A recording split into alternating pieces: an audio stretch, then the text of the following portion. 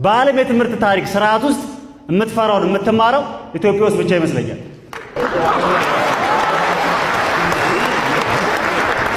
የሰው አይን እየፈራ የማህበረሰብ ሳይንስ ትማራለህ። መቼም ቢሆን ቢሮ ዝግ ነው፣ ሰው ማየት አትፈልግም። እስራት እየፈራ ጋዜጠኝነት ትማራለህ። መቼም እውነት አትጽፍም።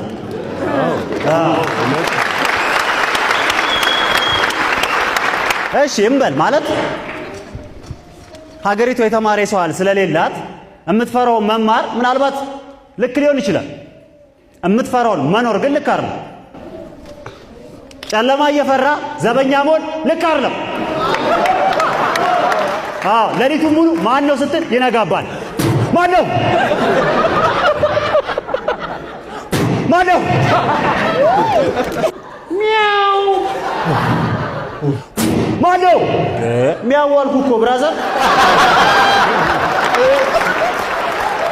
እሺ ኩኩሉ ሽፍት ቀይር።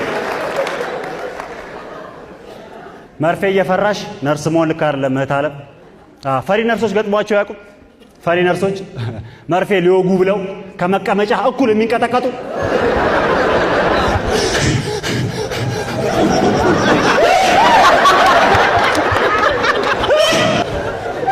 ተረፍ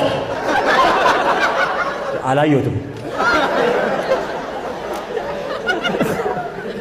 አንዳንድ ፈሪ ነርሶች መርፌ አያያዛቸውን ካየው ሊያክሙ ሳይሆን ሊነቅሱ ነው ይመስለው።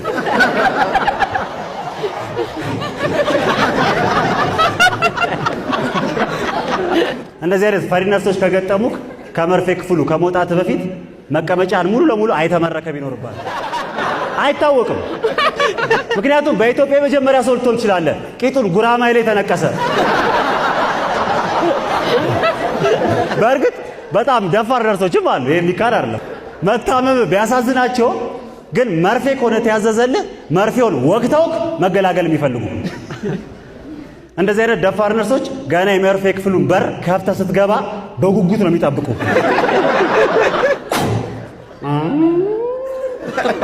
ሰላም ዋልሽ። መርፌ ነው?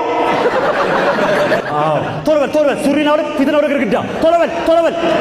ኧረ ቆይ ተረጋጊ። ሱሪ ነው። ቶሎ በል፣ ጊዜ የለኝም ጊዜ የለኝም ጊዜ የለኝም። ቶሎ በል ቶሎ በል ቶሎ አዙር አዙር አዙር አዙር። ኧረ ቆይ ሱሪ የለውም። ሱሪን እንኳን እስክታወልቅ አይታገሱም። ቀበቶውን ይዘው ያዞረዋል። ቶሎ በል አልኩህ እኮ። ኧረ ቆይ ተረጋጊ። ቶሎ በል። ኧረ በእናትሽ ተይ እንደ ይታገለዋል። ቶሎ ኧረ በእናትሽ ቶሎ ኧረ በእናትሽ ተይ እንደ ቶሎ በል አልኩህ እኮ።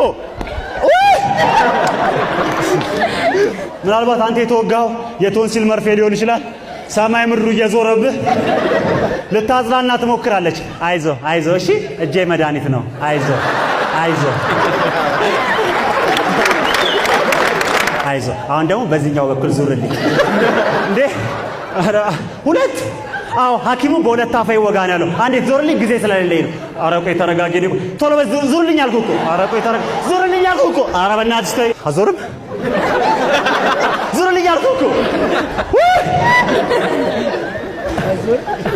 ያኔ ስትብረከረክ ልታጽናና ትሞክራለች። አይዞ እሺ አይዞ። እጄ ምንድን ነው? እጄ ምንድን ነው? ጎበዝ በሽተኛ።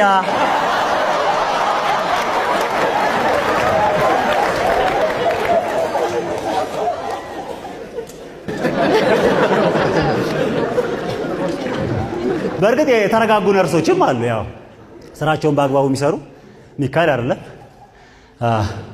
በዚህ እንደዚህ አይነት ደፋር ነርሶች ሲገጥሙ በጣም የሚያናደው ነገር የሚከብደው ነገር ከመርፌ ክፍሉ ስትወጣ ከጤና ጣቢያ ሳይሆን ከፖሊስ ጣቢያ ወጣ ነው መስሎ መራመር ነው የሚያቅት።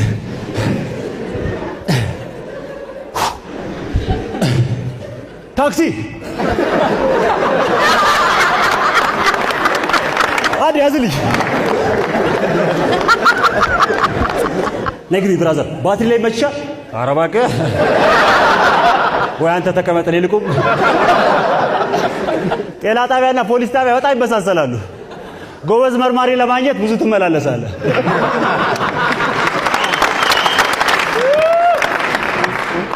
በእርግጥ እንዳልኳችሁ የተረጋጉ ነርሶችም አሉ።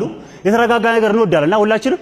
አሁን ለምሳሌ እኔን ብዙ ሰዎች የተረጋጋ ሰው አድርገው ነው የሚስሉኝ። ከዛ እኔ መልሼ እነግራቸዋለሁ ስዕል እንደማይችሉ የተረጋጋው ሰው መስላቸው በአንድ ምክንያት ነው፣ በፀጉሬ።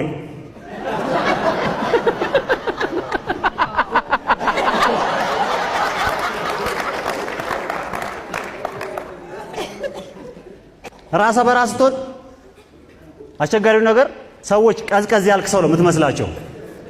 እኔ ደግሞ ገና እስከማውቀው ድረስ ገና እያፈላው ነው። አፍላ ነኝ። ፀጉር በጣም ተፈላጊ በሆነበት ዘመን መላጣ መሆን በጣም አስቸጋሪ ነው። የእውነቴን ነው። ወንዶች ፀጉራችሁን ተንከባከቡት። እሺ ተንከባከበው። ብራዘር ያንቺ አሪፍ ነው። እንደው ተንከባከበው። አሪፍ ነው። በጣም ብዙ ፀጉር ነው ማለት ደስ ይላል።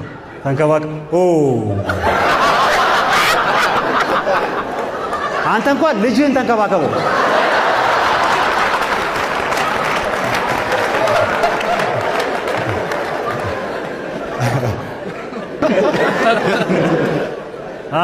የእውነቴን ነው። ትውልድ ይዳን በእኔ ብቃ። ፀጉርና ሰላም ስታጣው ነው የምታውቀው።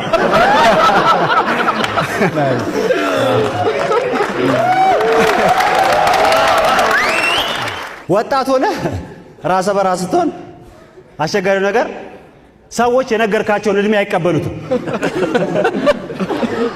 በትንሹ 4 ወይም 5 ዓመት ይጨምሩብሃል። እውነት ለመናገር አይደብረኝም። የሚደብረኝ ታክሲ ላይ ፋዘር ልጠጋሎት ሲሉኝ ነው። ፋዘር ልጠጋሎት ምንም ታወራ ወጣት ነኝ። አንዳንድ ሰዎች ደግሞ አሉ ይገርሙኛል። ከሚገርም ዘመናዊ መኪና ላይ ወርደው ጎማ ላይ የሚሸኑ። አሁን ለእንደዚህ አይነት ሰው ጎማ ተንቀሳቃሽ ሽንት ቤት ነው። በቴሌቪዥን ራሱ የጎማ ማስታወቂያ ሳይ ሽንቱ ነው ይመጣው። አሪፍ ጎማ። እንደዚህ አይነት ሰው ጎማ ሊገዛ ወደ ጎማ መሸጫ ሱቅ ራሱ ቢሄድ የሚያየው ባለሽቦ ወይም ባለክር መሆኑን አይደለም። ስንት ነው የጎማ እቴ? 4200 ሰደው። ኦኬ 4200 እሺ ቆይ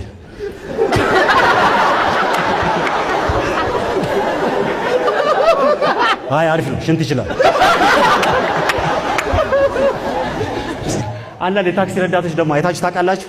ታክሲ የቆመበት ቱቦ ጋር እየሸኑ ስራ የሚሰሩ 6 ኪሎ ምኒልክ 6 ኪሎ ምኒልክ ብራዘር 6 ኪሎ ኧረ በእናትህ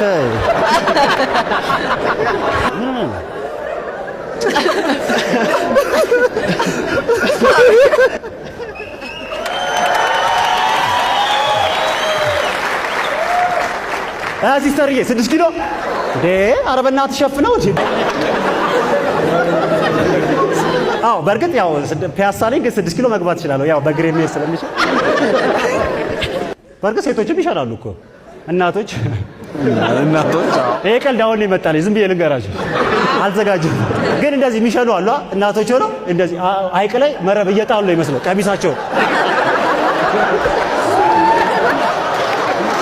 ሁሉም ሰው አካባቢው ንጹህ እንዲሆን ይፈልጋል። አሁን ደግሞ በተለይ አዲስ አበባ በጣም ንጹህ ለመሆን እየሞከረች ነው። ከአዲስ አበባ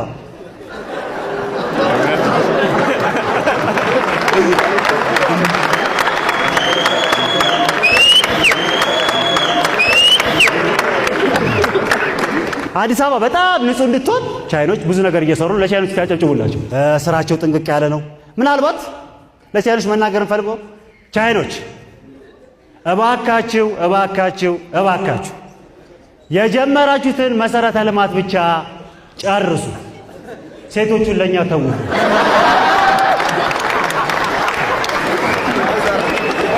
አብዛኛውን የሀበሻ ሴቶች ቻይና እያገቡ ነው። እያስተዋላችሁ ነው?